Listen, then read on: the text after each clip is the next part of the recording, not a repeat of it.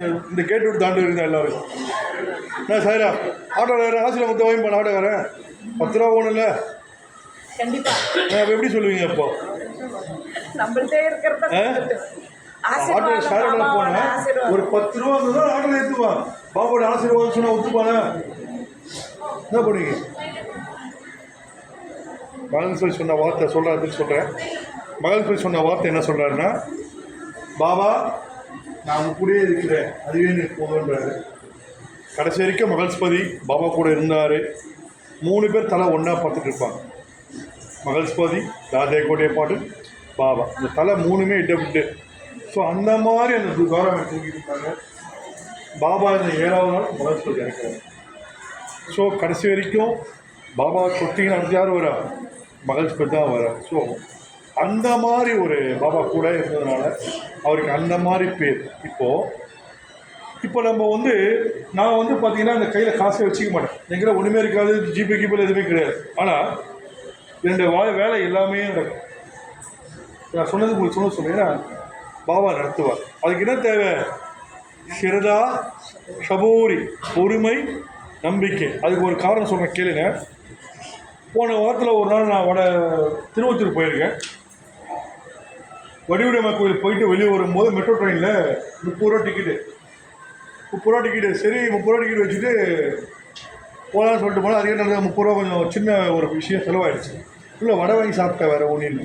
அந்த 30 ரூபாய் வடை வாங்கி சாப்பிட்டேன் ஆசைப்பட்டு.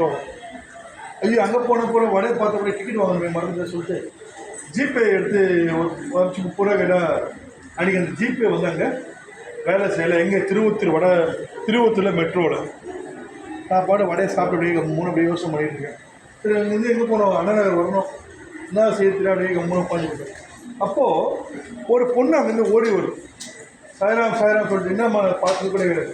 எப்படி இருக்கீங்க நல்லா இருக்கீங்க என்ன எங்கே வந்தீங்க கோயிலுக்கு?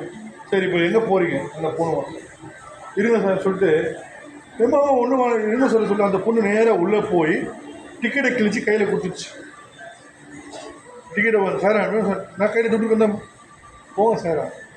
ஏன்னு சொல்கிறேன்னா நம்மளுக்கு முன்னால் அந்த பிரபஞ்ச சக்தி இறை சக்தி கண்டிப்பாக வேலை செய்யும். அதுக்கு தேவை என்ன வேணும்? பக்தி. சதா சர்வகால சாயி நீ என்னை கூப்பிடுறது என்னை தேடி நீ வராது, உன்னை தேடி நான் வரணும். யார் ஒருவன் என்னை சும்மா நினச்சிட்டே இருக்கானோ நான் அவங்க கூட போய் சேர்ந்துடுறேன்னு சொல்கிறேன். நான் சொல்கிறேன் என்னையே நினச்சிட்டுங்க நான் என்ன பண்ணேன் என்ன தேடி வர நான் அவங்க கூட உள்ளே சேர்ந்துடுறேன். அதுமாரி அந்த மாதிரி ஒரு பக்தி நீங்கள் வாழ்க்கையில் கொண்டு போனீங்கன்னா அதில் பாபா என்ன பண்ணுவார்? 7 கிலோ தாண்டி கூப்பிட்டு போவார். அது நிச்சயமான ஒரு உண்மை. ஏன்னா அனுபவிச்சிருக்கிறது சொல்கிறவங்க. அதனால் அந்த பக்தி ரொம்ப ஸ்ட்ராங்காக இருக்கணும். டெய்லி என்ன பண்ணணும்? சாய் சத்திரம் படிக்கணும். சாய் சத்திரம் படிச்சிங்கன்னா உங்கள் வாழ்க்கையை அது என்ன பண்ணணும்? திருப்பி கண்டிப்பாக போடும். ஸோ அந்த சாய் சத்திரம் ரொம்ப most important of the Baba devotee. அதை மட்டும் நீங்கள் படிக்கணும். உங்கள் வாழ்க்கை கண்டிப்பாக திருப்பி போடும். பாபா கிளம்ப போகிறாரு, எதுவுமே கேட்க தேவை. பாபா கிட்ட என்ன பண்ணணும்? எதுவுமே கேட்க தேவை. என்ன பண்ணணும்? என் நேரத்தில் பார்வை அதை மட்டும் நீங்கள் பார்த்தீங்கன்னாவே என்ன பண்ணுவார்? எல்லாத்தையும் பாபா உங்களுக்கு இருக்குது. மனசு நிம்மதி கொடுத்தா போடுறாரு. எதுவுமே தேவையில்லை. அந்த நிம்மதி மட்டும் பாபா உங்களுக்கு கொடுப்பார். ஸ்ரீ சச்சிதானந்த சத்குரு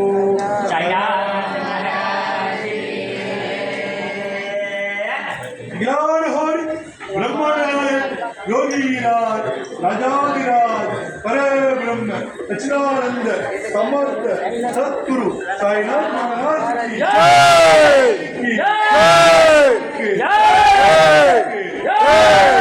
साईनाथ महाराज की जय।